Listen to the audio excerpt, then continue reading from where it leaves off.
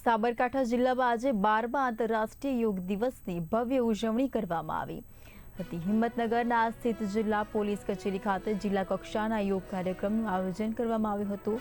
તો રાજ્ય સરકારના રમતગમત, યુવા અને સાંસ્કૃતિક પ્રવૃત્તિઓ વિભાગના માર્ગદર્શન હેઠળ કાર્યક્રમ યોજાયો હતો। જિલ્લા પ્રભારી અને કેબિનેટ મંત્રી ડોક્ટર પ્રદ્યુમન વાજાની ઉપસ્થિતિમાં યોગાભ્યાસ કરવામાં આવ્યો હતો। કાર્યક્રમમાં સાંસદ શોભનાબેન બારૈયા, ધારાસભ્ય વીડી ઝાલા સહિત અધિકારીઓ અને આગેવાનો જોડાયા હતા। તો ઉપસ્થિત સૌએ યોગ કરીને સ્વસ્થ શરીર અને નિરોગી જીવનનો સંદેશ આપ્યો હતો। વિશ્વ યોગ દિવસ નિમિત્તે યોગ જીવનનો અભિન્ન ભાગ બનાવવાનો સંકલ્પ પણ કરવામાં આવ્યો હતો। આજે અહીંયા હિંમતનગરના આંગણે વિશ્વ યોગ દિવસની ઉજવણી કરવામાં આવી।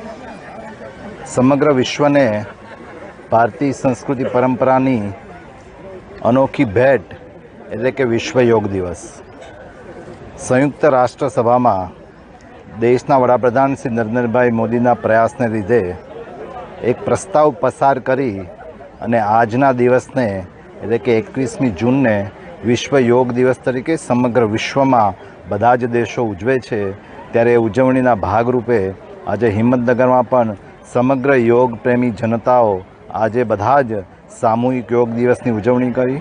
યોગ એટલે જોડવું, તન અને મન સાથે અને આત્માને જોડાણ એટલે કે યોગ એટલે તનને મનને સ્વચ્છ રાખે અને આ જે વર્તમાનની જીવનશૈલી છે અને બેઠાડું જીવન, તણાવમુક્ત જીવન, આ બધામાંથી જ એક રામબાણ ઇલાજ હોય તો એ યોગ છે।